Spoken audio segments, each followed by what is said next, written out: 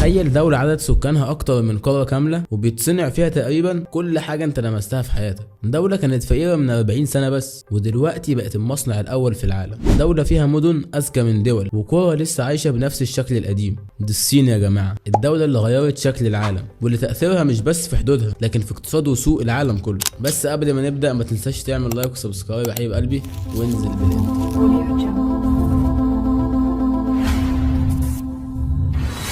الصين موجودة في شرق آسيا وهي رابع أكبر دولة في العالم من حيث المساحة بعد روسيا وكندا والولايات المتحدة، وحدودها مع 14 دولة يخليها لاعب أساسي سياسيا واقتصاديا، وعدد سكانها أكتر من 1,400,000,000 نسمة، يعني 1400 مليون بني آدم. مصر 110 120، دي 1400، وتقريبا من كل 6 أشخاص في واحد صيني. متخيل؟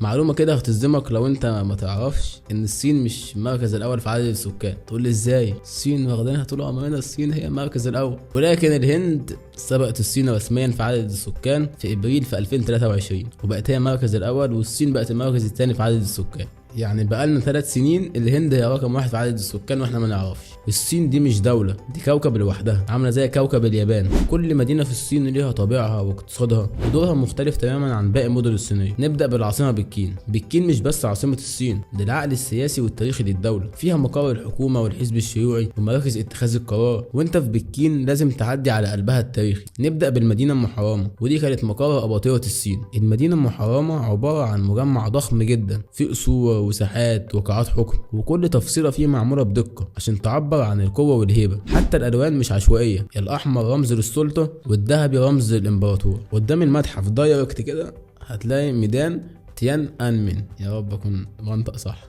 وده واحد من اكبر الميادين في العالم وشاهد على اهم الاحداث اللي حصلت في التاريخ الصيني الحديث. وبعدين تروح للمعابد القديمه زي معبد السماء اللي كان الامبراطور بيروح يصلي فيه عشان يصلي يعني للمحاصيل والزرع. نروح بقى لشنغهاي.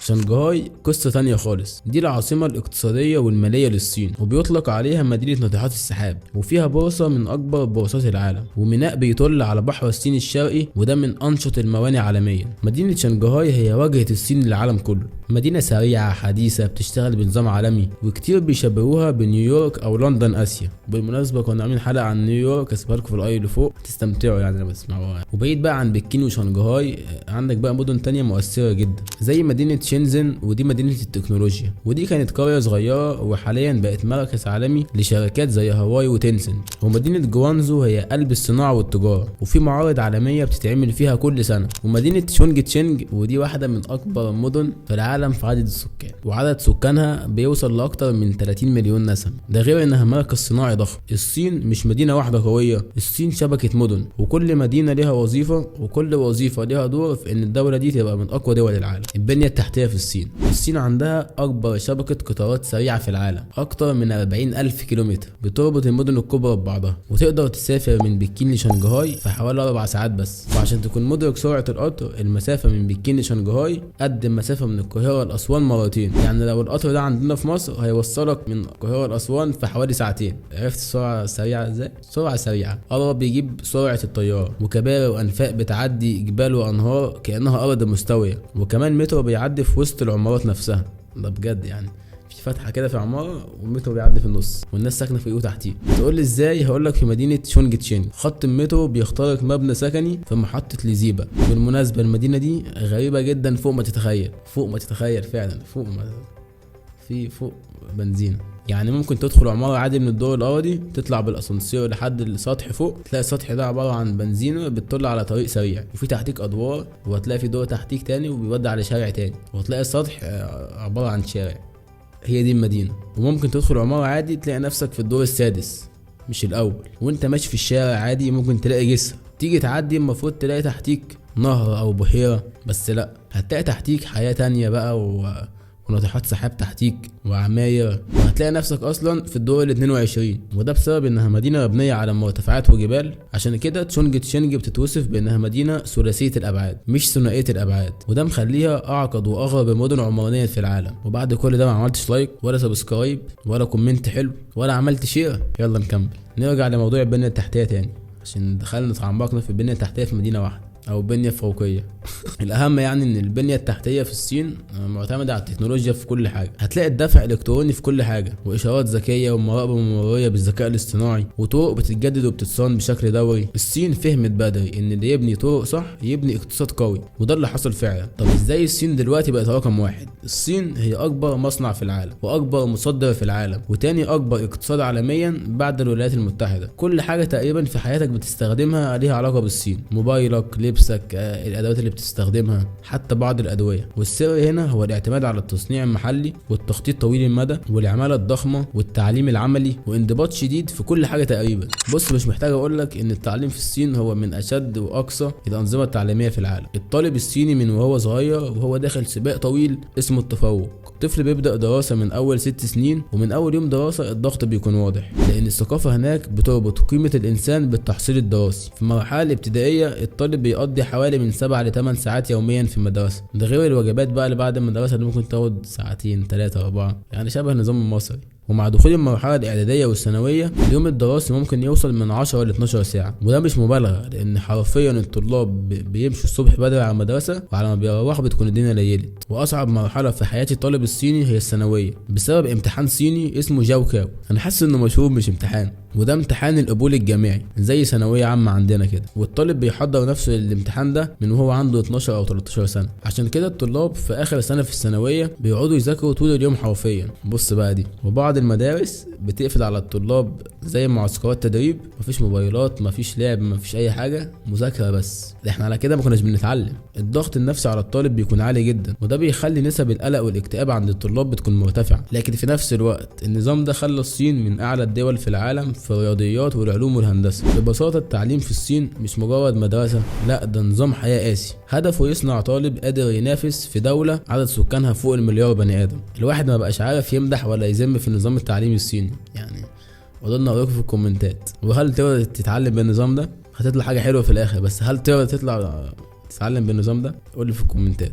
الحياه اليوميه في الصين مختلفه تماما عن اللي احنا متعودين عليه. الصين شعب منضبط جدا، وعندهم الوقت ده حاجه مقدسه، والطابور طابور، واخد بالك؟ والنظام ماشي في كل حاجه، شغل، مواصلات، مدارس، حتى المشي في الشارع. انا حاسس ان انا بتكلم عن مصر يا جماعه. الاسره هناك ليها قيمه كبيره، واحترام الكبير هناك ده حاجه اساسيه جدا. الصيني ممكن يستحمل على نفسه بس ما يعملش اي تصرف مش كويس قدام الناس، ونادر جدا لو لقيت حد بيعلي صوته او بيتخانق في الشارع، لان فكره المنظر العام مهمه جدا عندهم، برستيج بقى وكده. في الشغل الالتزام عالي جدا، وساعات العمل طويله، وفي ثقافه اسمها 9-9-6، يعني تشتغل من 9 الصبح ل 9 بالليل 6 ايام في الاسبوع. الحياه سريعه، وخصوصا في المدن الكبيره، وكل حاجه ماشيه بايقاع سريع. نتكلم بقى عن سور الصين العظيم اللي نسيناه. سور الصين العظيم يعتبر اشهر معلم سياحي في الصين، وده من اشهر المعالم السياحيه في العالم كله، وبيزور سنويا حوالي من 10 ل 12 مليون سائح، بس ما لقيتش مصدر دقيقه اقول رقم بالظبط. السور ده طوله 21,000 كيلومتر، مش الارتفاع، طول يعني زي الطريق. 21,000 كيلومتر، رقم كبير جدا جدا. انت عندك المسافة من اسكندرية لأسوان ما تكملش 1000 كيلومتر، يعني ده أطول بناء صنعه الإنسان في التاريخ، واتبنى على مراحل على مدار أكتر من 2000 سنة. طبعا السور مش موجود في مدينة واحدة، ده موجود في أكتر من مقاطعة في شمال الصين، وأغلب أجزاء متهالكة وغير متجددة، لكن أشهر وأكتر جزء سياحي هو اللي قريب من مدينة بكين، وطبعا الجزء ده متجدد ومتظبط، يعني مش متهالك زي الباقي. وعلى عكس الإشاعة المنتشرة، سور الصين مش باين من الفضاء بالعين المجردة، وده أكدته وكالات الفضاء ورواد الفضاء نفسهم. هنعرف أكتر منهم. فقرة الأكل في الصين، ولا بلاش؟ عادي لو مش عايزين نتكلم بلاش نتكلم عنه أحسن. المطبخ الصيني واسع جدا، بس اغلبه بيعتمد على حاجات احنا مش متعودين عليها، او بمعنى اصح حاجات هم بس اللي متعودين عليها. الصينيين بيحبوا الاكل السخن طول اليوم حتى في الحر، ونادر جدا لو اكلوا اكل ساقع. والسكر عندهم قليل، والحلويات محدوده وطعمها مختلف. طبعا قلت اجيب لكم الهوامش، مش عايز اخش في التفاصيل عشان ما يطلعلناش فيروس كورونا من تاني. الصين من اكتر الدول امانا في الجرائم العشوائيه، السرقه قليله جدا، والمواطن او السائح يقدر يمشي في اغلب الاماكن من غير خوف، وده سببه الاساسي هو الرقابه قوية وانتشار الكاميرات في كل حتة هتلاقيها، كل زاوية في الشارع هتلاقي في كاميرا، فالناس تخاف تعمل اي تصرف غلط. هتلاقي الكاميرات في الشارع، في المترو، في المولات، وحتى الاحياء السكنيه، وده مخلي اي مخالفه او جريمه تتحسب 1000 مره، والانترنت متراقب ومقيد، وفي حاجات كتير طبيعيه لاي بني ادم مش متاحه هناك اصلا، زي يوتيوب وجوجل وفيسبوك وانستجرام وواتساب. كل مواقع التواصل الاجتماعي الامريكيه دي مش هتلاقيها هناك، عندهم كل حاجه بديل، كل حاجه بقى مواقع صينيه ليهم هم بيتعاملوا بيها لوحدهم، كوكب لوحدهم بقى وكده. وده بسبب نظام معروف هناك باسم الجدار الناري العظيم. العنصريه في الصين، بص هو الصينيين متعودين على شكلهم، فلما بيجي واحد اجنبي بيبصوا له بشكل غريب كده، وبالذات بقى لو انت رحت قريه او مكان مش شنغهاي ولا بكين، لو رحت قريه كده ولا اي حاجه هتلاقي الناس كلها بتهجم عليك، عايزين يتصوروا معاك، شوفوا انت بتعمل ايه. يعني هو فضول اكتر من ان هو عنصريه. مفيش عنصريه ولا حاجه يا جماعه، ودي اشاعه. وفي التعامل اليومي هتلاقي الصينيين محترمين وكويسين وبيساعدوا من غير ما انت تطلب، لو حسوا انك تايه او عندك اي مشكله. عيوب الصين، هتقول لي ليه ما قلتش مميزات؟ هقول لك نقيها انت بقى من الحلقه كلها. رغم التقدم الضخم الا ان الصين ليها عيوب واضحه، زي الرقابه الشديده على الانترنت والحياه العامه، وده بيحسس الاجنبي ان حريته محدوده، وخصوصا بقى لو متعود على السوشيال ميديا والتطبيقات العالميه، ومين فينا مش متعود. تاني عيب هو حاجز اللغه، لان اغلب الشعب الصيني وخصوصا كبار السن او مثلا الناس اللي في الكوره او حتى شباب مش بيتكلموا انجليزي اصلا، هيكلموك بلغتهم اللي اسمها الماندرين، لغه الماندرين الصينيه اللي تعتبر اصعب لغه في العالم، فربنا يكون في عون اللي هيروح هناك. وكمان الاكل بيعتبر تحدي كبير وعيب واضح بالنسبه لينا احنا، بالنسبه لهم دي حاجه بيحبوها ملناش دعوه. ومن العيوب برضو الزحمه والتكدس السكاني اللي في كل حته، وفي بعض المناطق الصناعيه لسه موجود مشاكل في تلوث الهواء. الصين قويه ومبهره لكن صعب انك تعيش فيها وانك تتاقلم على المجتمع. وطبعا كل دوله لها العيوب والمميزات، ويمكن احنا شايفين العيوب كتيره عشان خاطر هو مجتمع مختلف تماما كده عننا، يعني هو في حته واحنا في حته، انما هو بالنسبه لهم دي مش عيوب وهو ده الطبيعي عندهم. يعني الصين مش مجرد دوله، دي كوكب لوحده، وببساطه كده لانها تجارب مختلفه تماما، بلد تتعلم منها كتير وتتعب فيها كتير. لو شفتها كسائح هتنبهر، ولو عشت فيها هتعرف ان كل تقدم ليه تمن. احب اسمع رايكم في الكومنتات، لو عندك اوبشن انك تسافر الصين تروح تعيش فيها، ولا مثلا لا تروح سياحه، ولا ما تحبش تروح اصلا؟ يعني يا ريت تعرفني في الكومنتات، واكتب لي موضوع الحلقه الجايه يكون عن انهي دوله، وحط لايك وسبسكرايب، ويلا سلام.